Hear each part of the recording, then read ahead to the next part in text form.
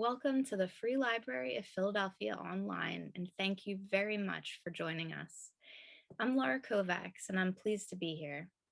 Hala Alyan is the author of the novel Salt Houses, which won the Dayton Literary Peace Prize, among other honors, as well as 4 collections of poetry, most recently the 29th Year. A look at war's intergenerational legacy in the Middle East, her new work, The Arsonists City, follows a scattered family's return to Beirut to save an ancestral home. And according to a New York Times review, when plumbing the intricacies of race and womanhood, she turns paragraphs into poetry. This evening, she'll be joined in conversation with Alex Gers, my longtime colleague and Vice President of Communications at the Free Library of Philadelphia. And now the screen is all yours. Thank you for being here, Hala. We're so pleased to have you. Me too. Thank you for having me. Of course. So I know we're going to start off this evening, and you are going to read a passage from the Arsonists City for us. So if you want to set that up and dive right in, we are all excited to hear. Awesome. So I thank you, first of all, to the Free Library of Philadelphia. Thank you, Laura. Thank you to Alex. And thank you to everybody that's joining us tonight. It's really an honor to be here and to get to chat about this book. So I'm going to read, I guess, just a quick synopsis of the book. It's 2 stories kind of woven together. One is of a woman in the 60s and 70s coming of age in Damascus who dreams of moving to Hollywood and becoming a star, ends up kind of reluctantly getting married to this Lebanese man, moving to California, and life does not turn out the way that she expects it to. She kind of ends up being like the immigrant wife, and her dreams sort of get dashed. The second story takes place in modern present day Beirut with the entire family, like Laura was saying, gathering, including the adult children at this point, to try to stop their father from selling their ancestral house. And this section is from Naj's chapter, and Naj is the youngest of the 3 children. She's 29. She's also the only one that lives in Beirut. She went for college and never went back. And part of that has to do with the fact that she's queer and has sort of put an ocean between her and her family. And she sort of lives this alternative lifestyle as a rock star and as a musician, and like a lot of drugging and drinking. So I'm just going to read this section as she's walking in the streets at night in Beirut, going home after a night out. At this hour, the city has a narcotic effect. Ambient noise drifts from the passing cabs, a French song, the sound of a man coughing, and the few people on the street share a certain camaraderie, nodding and smiling wryly at each other. Beirut is an insomniac city, unfocused, filled with half-finished buildings and impromptu crowds. There has been a high-rise under construction on Naj's block since she bought the apartment several years ago. She'd lived in this neighborhood longer, though, since her move from America. The newer houses live dissonantly among the older, plain ones. The city doesn't change so much from neighborhood to neighborhood as much as from building to building, and Naj is tired of remembering the former incarnations of places. The spa that was once a fabric store, the health food market that was once filled with antiques and toys. Her own apartment building is similarly disjointed. The glass entrance has been cracked since December, but there's a stupidly ornate chandelier in the lobby, refracting light on guests like confetti. The elevator hasn't worked in months. Abu Nabil, the building's cranky middle-aged super, lives in a small room next to the stairs. Someone decided to paint the stairwell a modern dark red, but then apparently changed his mind on Naj's floor, where the walls of the stairwell abruptly become beige. Each floor has 2 apartments facing each other, and Naj likes her neighbors, an elderly pair of widowed sisters who go out every Sunday in matching dresses and honest-to-God church hats. There's a hand-painted sign on her front door that reads, "Abandon all blank, ye who enter here," the space intentionally left bare for people to scrawl in things like Wi-Fi and bras. The sisters have never complained. Naj's apartment smells stale, like something yeasty left out too long with undertones of weed, even though she hasn't smoked in days. Near the window, an assortment of plants droop in various stages of dying. She always forgets about them. 1 second, she promises them, then trots to the kitchen and fills a mug. She goes from plant to plant, watering the dusty soil. "You get water, you get water, you get water," she sings out like Oprah. The water bubbles in the soil, then starts to drip onto the windowsill underneath. The plants remind her of her mother, of the swampy smell that she'd bring home with her after a day at the greenhouse. The apartment is a 3-bedroom, too large for her, but over the years, the rooms have filled of their own volition with guitars and clothes and hosted a succession of friends who'd left their exes. The electricity cuts off most afternoons, and the balcony rail squeaks anytime someone leans on it. The water runs hot for only a few minutes at a time, but she loves it. And more than that, she loves the idea of herself as loyal to modest living. The apartment represents her restraint. She could buy in one of the high rises, but doesn't. Her band's ethos is folksy. Nash had once been called the proletariat's duchess on the cover of a European music magazine.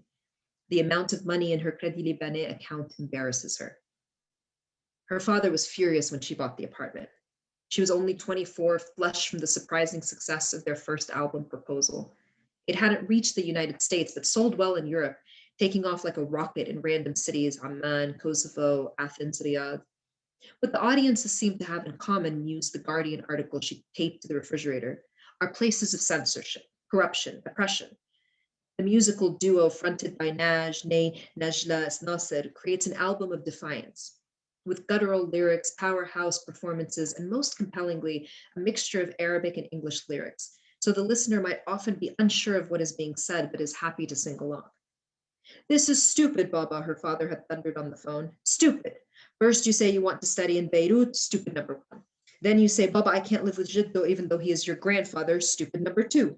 But okay, I pay for rent for an apartment 5 minutes from our family house. Then, stupid number 3, you make some money from your little band. Okay, great. But instead of saving or investing, you want to buy your own apartment in Beirut. Baba, for what? For what? Stupid number 4. I thought that was stupid number 3, Naj mocked. The little band had hurt. Baba, her father continued. It's like the saying we have in Arabic. Oh my God, Naj grumbled. Her father had an irredeemable habit of quoting Arabic sayings in English. A single mistake ensures a double misfortune. Baba, Naj interrupted. I get it. Okay, I'm making a mistake. A stupid mistake, he corrected. A stupid mistake, fine. Except I don't think so. I don't have to pay taxes over here, and my friend Joe knows a good real estate agent. It's going to be fine. Can you try to be happy to me? Just practice it. She is the only one who can get away with talking to her father like this. It's not that hard. Nash, congratulations, she said. Oh my gosh, thank you so much, Baba. Come on, your turn. Her father only repeated, a double misfortune. But the grave prediction had not come true. No disaster had befallen the apartment. Sure, the bathroom leaks during rainstorms, and she can't fully close one of the bedroom windows. Sure, twice the gas from the stove has leaked, and the last time forcing the paltry fire department of Beirut to break her door open while the neighbors complained. But if Nash felt a slight unease whenever a doorknob literally fell out in her hand or a bathroom mirror cracked, she pushed it out of her mind, scolding herself for being superstitious like her sister, who sprinkled salt on her children's heads when they were babies and always enters airplanes with her right foot. Nash had purchased the apartment 5 years ago. Her father has only visited once. He shrugged after walking around the rooms and said aloud to the coat hanger as though Nash weren't there, she overpaid for it. She would have paid double. She loves the apartment. It was the first place outside of the California house she grew up in that became truly hers. She steps out of her sneakers now at the bedroom door, a vestigial holdover from her mother's reign. No shoes in the house. What are we, Americans? The floor cool and dusty beneath her bare feet. By the time she's gargled mouthwash, rinsed her face, and heaved a pile of clothes off her bed, the sun has begun to rise, pastel as a baby blanket. Nash falls onto the bed with a sigh. She'll deal with her parents later this morning. She'll come up with a story. Everything will eventually work out. From the street below, there are sounds of awakening. A car engine starting, someone talking to a child. A female neighbor's voice rises up, bonjour, and Nash falls asleep. Thank you so much for sharing that. Thank you. First off, let me say that I absolutely loved reading this book and meeting the Nasser family, Naj and all the others, and Beirut. Although I've never been, I feel like I can smell the almond trees when I'm reading it. So. Thank you. I really appreciate that. So tell me a little bit about how you came to this family and this story. Yeah, I mean, I had a dream, which sounds ridiculous and like I made it up, but I had a very vivid dream around the time that I was trying to get salt houses. Like we'd found a publisher, but we're doing edits and whatever. And I had this super vivid dream about a Syrian woman I essentially dreamt the plot of Mesna, who's the mother, like a Syrian woman in Damascus who desperately wanted to be an actor and did kind of did theater acting in these on these small stages, and then moved to California, but it didn't work out. And then kind of like her aging, and she was like devastated. It was like it was like I was the woman and I was watching the woman. It was kind of a movie. Point is, I woke up and I'm an active dreamer. I've always been, but this was like, rarely does a dream make coherent sense from beginning to end. And I woke up and was like, give me my laptop, and just like typed out everything I could remember, and sent it to my brother right away. And it was this like 10-page document. He was like, I don't know what this is. Is this a summary? What is this? I was like, I don't know. And then I went back to just, I kind of put it to the side, went back to the edits and everything I was doing, and then launching the book and everything that comes with that. And then the whole time I kept thinking about, like, I would come back and think about the woman. And when the time came to think about a long form project, because I'd been working on short stories that felt more manageable while I was figuring out what to do at Salt Houses, I found myself being like, I think this woman plays some sort of central role. And I had also been working on short stories about the expat community in Beirut, and both meaning like, the expats that are foreigners and white people, whatever, but also the expats that are like the Americanized Arabs, the folks that go to study a semester to learn Arabic or whatever, or to brush up on Arabic. And I just was like, maybe there's a way to marry these two. And actually Naj was kind of the connective tissue there, because I knew I wanted a character that had been there for a long time in modern Beirut. And then I was like, well, what if Mesna was the mother? And then kind of from there started brainstorming and fleshing out the other family members. Yeah. That is fantastic. Yeah, I know. It's also not, I've been talking about it the last couple of weeks, and it's like, that's not my life. I don't just like dream. Like, I'm not just like sitting around dreaming plots of things. That would be lovely if I were, but it's definitely an unusual story. For all the aspiring writers out there. Exactly. Yeah. Just don't worry about it. Just dream it. Yeah. So can you talk a little bit more about the research that you had to do for a work like this that is spanning place and age and time and experience? Yeah, I mean, it's one of those things where I think I've been saying this, like the Civil War, any Civil War anywhere, there are going to be different versions of what happened. And I think in Beirut, in Lebanon, if you ask several different people what started the Civil War, for example, you'll get several different answers. I think that's very normative for a place that had like intra-group fighting. So I relied on primary and secondary sources. Like, I definitely spoke to folks that were there. I spoke to folks that left because Mesna and her husband, so the parents, leave, like they immigrate to the States in like 78 or something like that. The Civil War lasted until 1990. So people who watched were from the region, but then watched the conflict and the war and the death and destruction from afar. And that's a very particular experience. And then people that were there the whole time, that's a very particular experience. And also just supplemented with more like kind of dry history and just like trying to get a sense of exactly what happened. And I am someone that lived in Lebanon for 8 years, and there was still a lot to learn and a lot to uncover. There was a lot of research too in just like old Hollywood, because Mesna was like very obsessed with that. So that was really fun. Like, just kind of like, who were the actors and actresses that she would have been like really drawn to? What were the movies that would have made her want to be on the screen? Like, things like that were really, it was very enjoyable. Fantastic. Yeah. And sort of relatedly, both of your novels span generations, time, and space. In addition to all the research you're having to do here, how are you weaving those stories together, and what draws you to that kind of storytelling in particular? I think that it is, there's the third novel I started writing. I stopped around the time the lockdown began, and I started working on nonfiction. I'm trying to get back into it now, but it was supposed to be a really present day, straightforward and I just kept slipping the past in and kept being like, how did we get here? What are the, I think what draws me to those stories is I do not think any of us exist in a vacuum. And I do not think any of us we are not made in isolation, and our fears and our hopes and our joys, they are so deeply connected to what we come from. And that's not to say that I recognize not everybody is born into a biological family, for example, but like what we come from, both in terms of like biology and that, but also like what we inherit from the people that we grow up with, the caretakers, the siblings, the neighbors, the family, the friends, the whatever. It's like that imbues everything that we do and see, in a way that feels undeniable for me. So I have a very hard time doing like more plot or structurally simple present, like just present day, stay in this moment. We're not going back. We're not going forward. There's just something really delightful for me about being like, okay, here you have this like 29-year-old who drinks too much and does too much drugs and is like philandering. How does that connected to her mother? Like, what is it about her mother's life, her mother's disappointments? How did that play out in their life when they were growing up that would result in this? I'm always like thinking about how we get there. Yeah, I love it. I love to read your stories for all of the reasons that you described. When you're writing, and you are sort of writing one person's story, or, as I'm turning the page, I'm like, oh, when are we getting to so-and-so's story next? Do you find yourself with a favorite character or plot line?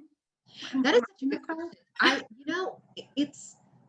think Naj might be my fave.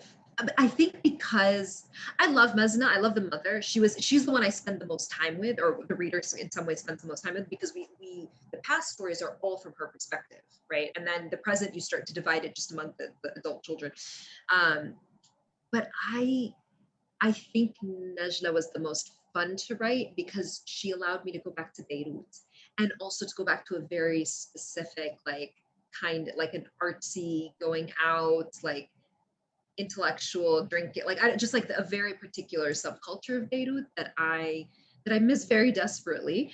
And so I think she allowed me to get in touch with certain parts of myself that the other characters, they asked for different things of me, but there was something fun about like living in her sort of messed up world for a bit. And in writing about the, Naj's story versus Mesna's story, is writing about the past versus the present one more difficult than the other, one more fulfilling than the other? It's a good question. I mean, I think writing about the past is more difficult because there's more research. So if I'm writing Naj's section in the present day, I visit Beirut relatively often. Like I feel like pretty confident taking that on. Or like Ava grows up in or is currently in Brooklyn. Like one of the characters is like in Brooklyn with her partner and her kids and whatever. And I'm like, I can write about Park Slope.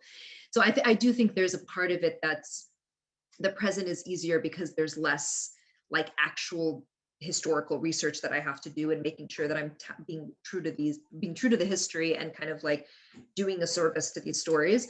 But I do think that also in some ways makes it more fulfilling, because if you can, my aim is to like evoke a world in the 70s that feels true to not just like, a person that like has nothing to do with Beirut, or like has never like, I was not in Lebanon in the 60s or the 70s or whatever. But to make it true to someone who's like lived in Beirut in 1978 to read it and be like, yeah, you know what, this isn't bad. Like that's the most fulfilling thing ever. Great. And can you talk a little bit more about why you chose the Civil War to sort of be the driver of this family's particular story? I think there was no other way to do. I mean, I think one of the questions that Ruman asked, or Ruman Alam did my launch with me, and one of the things he asked was, he was like, is it like, did you use the Civil War to tell the story of the family? Which was an interesting question. And it was like, well, no, I mean, there would be no family without, like, the story of the family wouldn't have been that story. Like it wouldn't, in some ways, to tell the story of the family means to have to tell the story of the Civil War. Like anyone, these are characters that Mesna grew up in Syria. Idris, the father, grows up in Lebanon.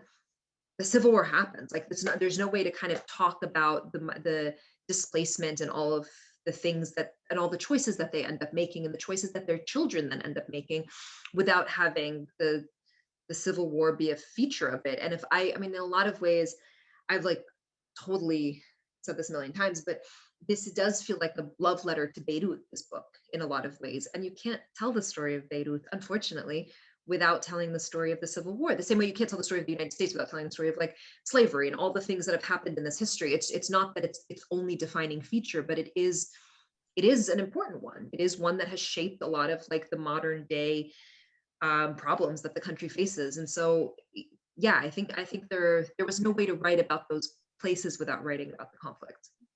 Yeah. So I want to talk a little bit about the opening line of the book, which, no spoilers here, is "Tonight the man will die." And indeed, the shadow of this man hangs over the book and the characters in the book, in a way that the shadow of another young man hangs over salt houses. And I really loved that, and I was really transfixed by both men and their stories. And I wonder if you could just talk about that decision. Alex, you are the first one to ask that. I don't know if you're the first one to catch it, but you're the first one to ask it. And yeah, it's really, and can I tell you something? I was halfway through writing Arsonists City before I realized that I'd done that. So clearly there's something I need to look at about these these men that leave in their die in their 20s and then cast this long shadow across generations. It was I was well into the writing of it where I was like, hang on a second. It's not a brother, but there's something here. I think that I remember as a kid being really transfixed and hyper aware and fascinated by the characters. I'm even calling them characters. That's a real writer's thing to say. By the humans in my family who were either had died young or who were no longer who were no longer around, we didn't have access to them or whatever. So the great aunts, my grandmother had a sister who died in her, I think, early 30s or something like that, and would always talk about how she was so beautiful and so kind and such a heart of gold and I can think of several folks like that where just their stories and the space that they took up was more than human-sized space. Their absence and their loss became it took up all the air in the room sometimes, not in a bad way, just in they were there and their stories always felt on the tip of the tongue of the people that were remembering them. And just as a kid kind of being wow, look at how someone cannot be here with us, either literally or metaphorically, and still be so important and still be having such a tremendous effect on the family, So I think that's all. I think I've just always been interested both in the people that are here and the people that are not, and what does someone's absence do to everyone that they leave behind, and even the people that never knew them. So that's I'm really interested in now fast forward 2 generations, what are the consequences then of that loss? Yeah, thank you.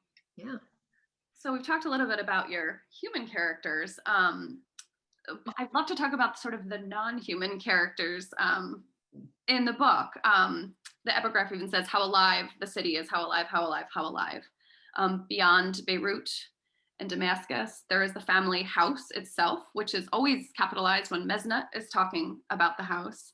And they all felt so alive and so real to me, and their stories felt as real as Mimi or Ava's stories. And I wondered if you could talk about that a little bit, how you brought the city and the house to life.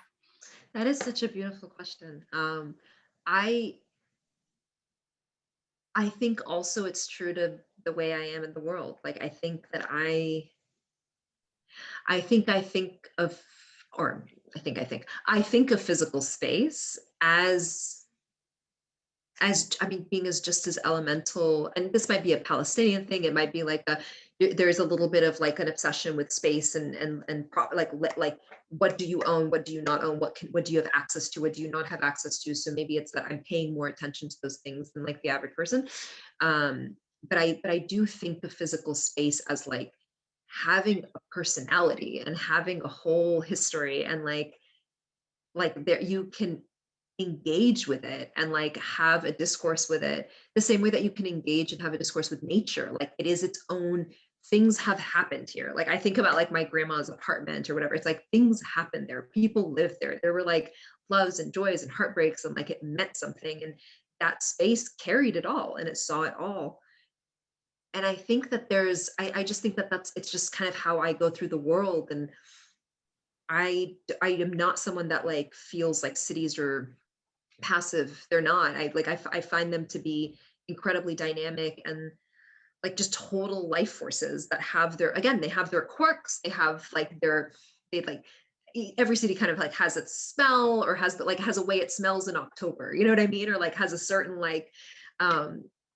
like a way that it feels when there's a storm coming, or when people are sad, or like there's just something about all those like environmental cues that I think, I don't know, I think some people are just kind of more attuned to it. Again, probably because there is this like searching of like, where do I belong? Where can I like, you know, be like, I belong here. I love this place. This is my home. So I might just be kind of, I don't know, I might be looking out for it more. That's lovely. You touched on, it's related. You touched on Beirut and your love of Beirut and your relationship with Beirut earlier, and I wonder, you know, my question is, what makes Beirut and Damascus special to you, and choosing to center those? I mean, obviously, primarily Beirut, but Damascus plays a role as well. Damascus I have not spent that much time in. I've visited a few times, but have not like, we lived there when we left Kuwait when I was like 4, and then I went and visited a few times when I was in Beirut, but I don't know it very well. My grandmother was Syrian, she's from Latvia, and Latakia, sorry, and she was, but she spent a fair amount of time in Damascus, and I think when I was trying to think of where I wanted Mesna to be based, Damascus, just with all that it offered and what was going on then at the time, it just felt like it was the most appropriate setting. Beirut in particular is, I mean, lived in Lebanon for 8 years, went to AUB for 4 of them, the American University there. And it's because of my grandparents having lived there and friends and extended family and whatever, it was a place where up until like my late 20s, I was going back twice a year, and then started going back once a year, sometimes would skip a year, but still pretty regularly.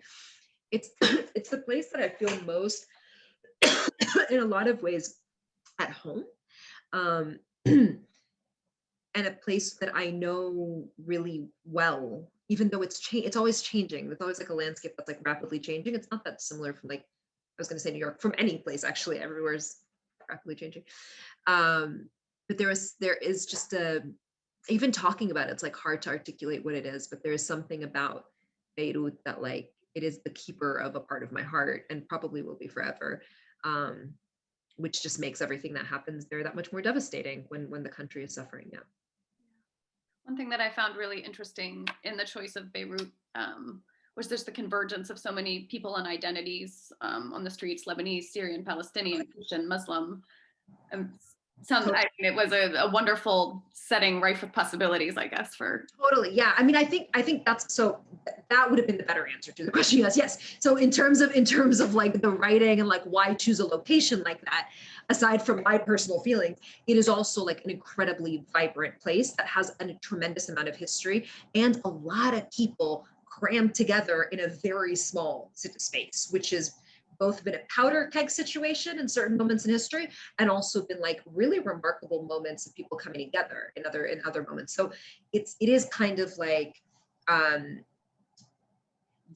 very, like, I was also wanting to write a story. You know, there's a character that I think still is kind of like a main character who's Palestinian, and there's a character that's main character that's Syrian, and a character that's Lebanese, and the relationship between those 3 countries, and like what they have done for each other, what they have not done for each other, what they have taken in when one country is, you know, wounded or bleeding.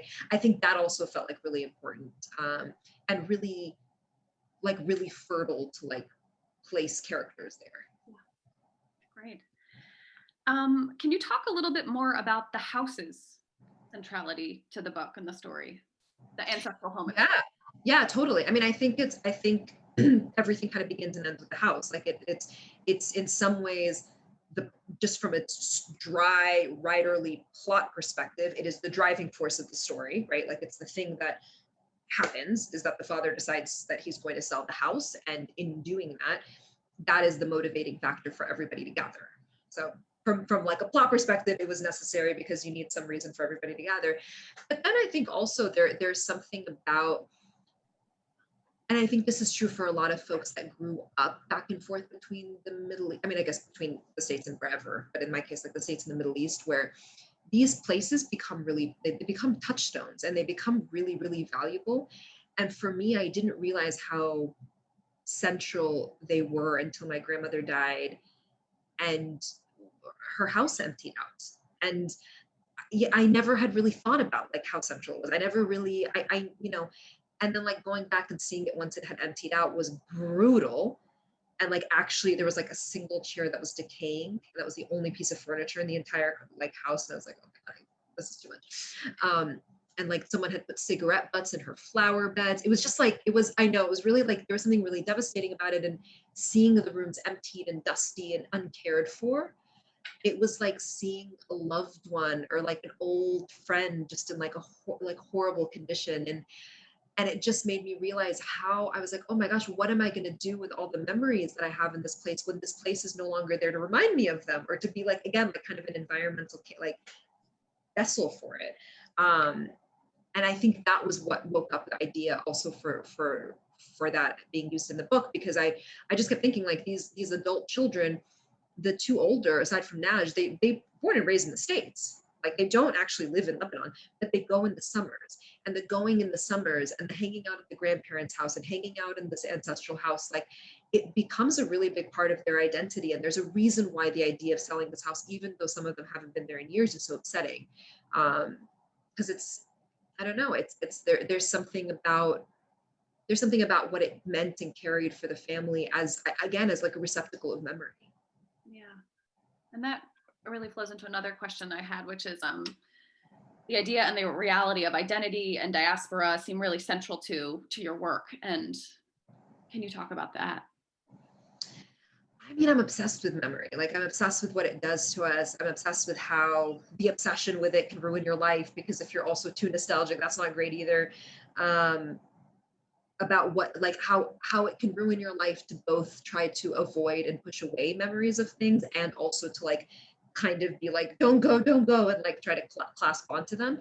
I'm also really interested in the fact that our memories are super unreliable, and like some crazy percentage of the things we remember are blatantly false.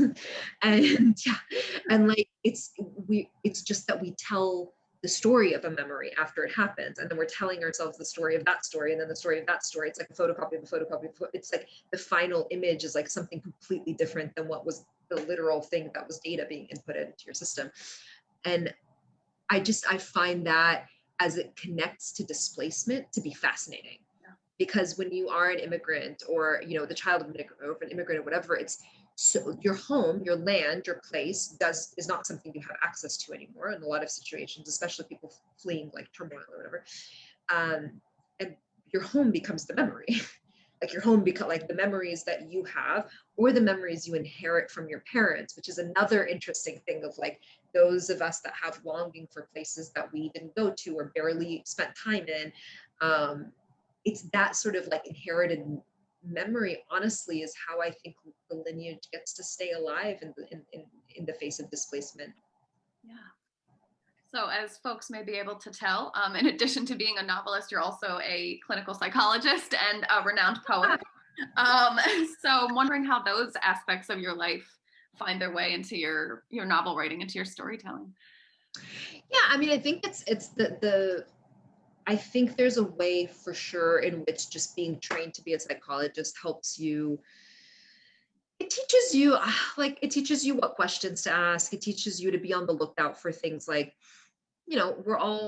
everyone's always, doing something that's not in their best interest. That's kind of a human thing. We're always making those mistakes or getting caught in cycles that are not like the best for us. And therapy training just, I don't know, it helps you have empathy for people that are stuck in that.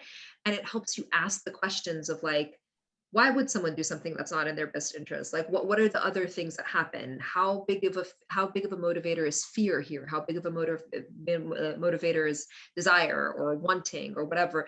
So I think it helps ask questions of your clients that in my case, then I just asked of my characters. So I think that helped tremendously. And there's something about attention. Like I've been talking about this, but I feel like I haven't been able to articulate it properly. Like, there's something about how clinical psych training teaches you that your best tool as a therapist is your attention.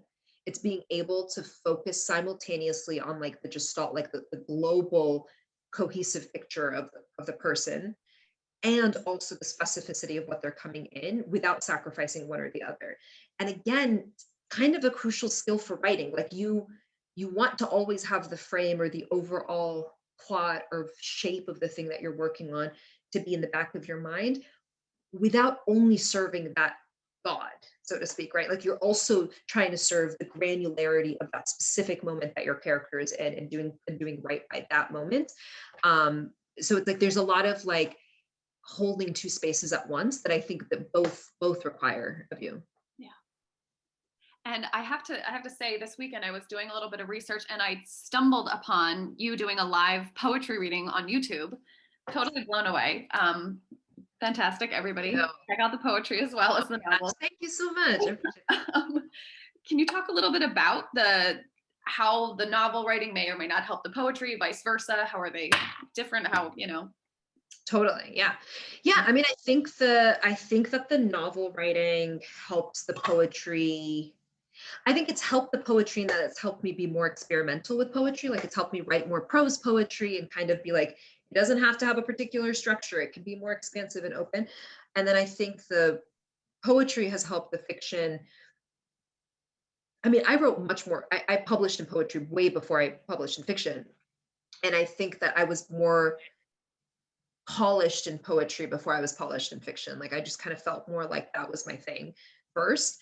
And I think that meant that when I sat down and started working on fiction and prose in general, I brought to the table like a poetic sensibility, which is kind of means nothing, but what I mean by it is like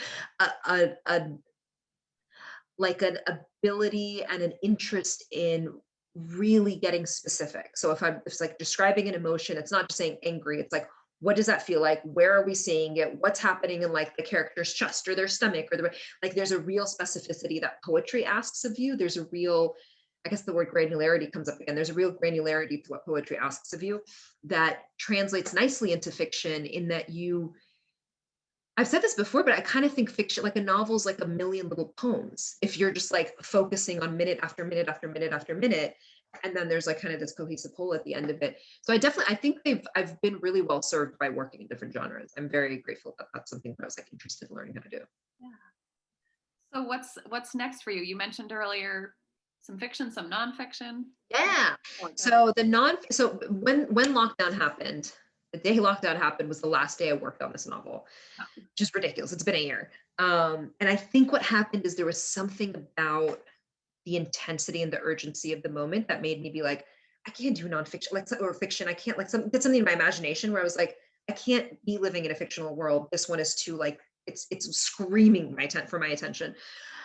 And I started working on some nonfiction instead. And so I have this book that will be coming out with Simon & Schuster. I don't know exactly when. It's still not fully written, but it's basically a cultural memoir on the concept of erasure and how erasure is something that happens from the outside in to certain communities and marginalized folks, and then also how that erasure can be internalized by people. So like there are a multitude of ways that we erase ourselves through eating disorders, through codependency, through substance abuse, through like, you know what I mean? So it's kind of like the different ways that can happen. And then the novel, which I'm happy to say I'm rereading and I'm getting back into, is a story of a woman who leaves. She's an Arab American who lives in Savannah, and then leaves and moves to Paris for 10 years after her roommate gets murdered. And I know, real left turn. I know. Really, I was like, you know what? No more family stories. But it ended up kind of being a family story. But basically, her roommate gets murdered in college, and she sort of like, it's just too much, and she kind of goes to Paris to start over and start a new life. And then something pulls her back to her hometown in her mid-30s, and it kind of becomes entangled in trying to figure out what happened to her roommate. I'm intrigued. It was really fun to write. Yeah, I'm excited to get back into it actually. And we're adding a nonfiction author to your already impressive resume. Oh gosh. So I know we're hitting the time when we also want to open it up to some audience questions. So if folks want to use the Q&A at the bottom of your screen to ask some questions, I'll be happy to read those. And while we await one of those, I have to ask about the role of the arts. I was really taken by the fact that, as you've touched on, Mezna was a theater, an actor in the theater, was aspiring to do film. Najla is a maestro and a rock star. Mimi is an aspiring rock star. Talk about It that was, a I little mean, to bit. be honest with you, in salt houses, I was really I was going to say I was confined by history. And it's like, what did the people who were actually confined in history feel? So, but I was a little bit like, hands were a little bit tied in terms of like, the characters had to live in certain places with certain amounts of resources and in a certain era.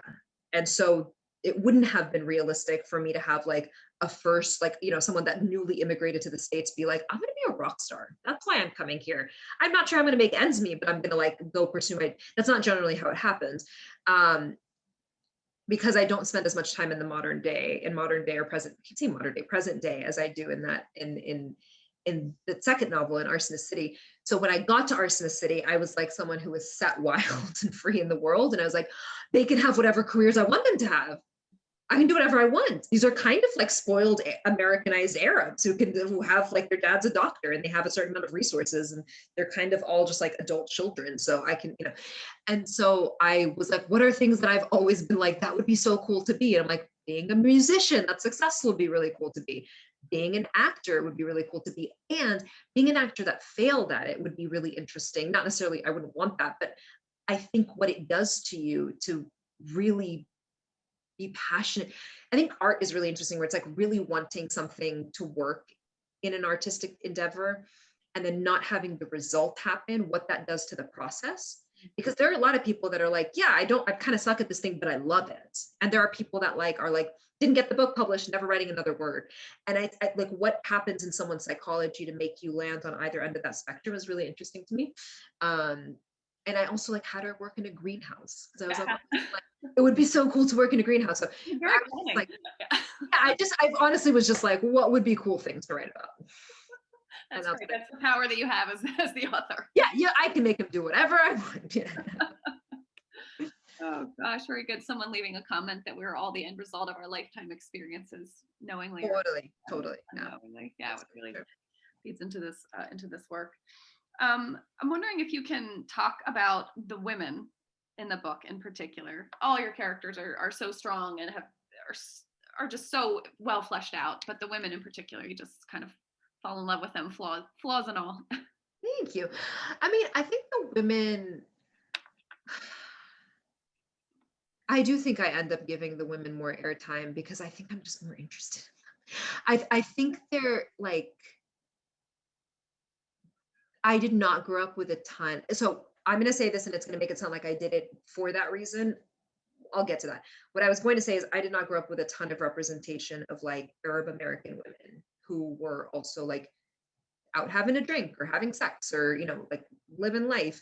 And I also did not grow up with a lot of representation of like Arab women, like older Arab women who also had like a range of desires and made mistakes and had affairs and like got like, you know, like made bad choices and were three-dimensional in that way. And so I think I've been really drawn in the last like 10 years as more of that representative literature has come out by different authors, been really drawn to that. So I think that kind of laid the foundation subconsciously for like, I really want to have fully fleshed out three-dimensional Arab female characters in particular.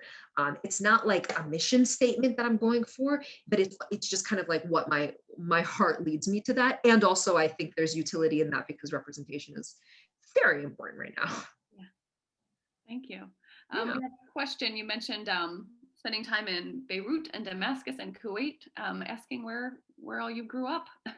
Yeah, so I basically, in terms of languages, English and Arabic, and then some French. French is okay. If I'm in Paris for a while, French is good.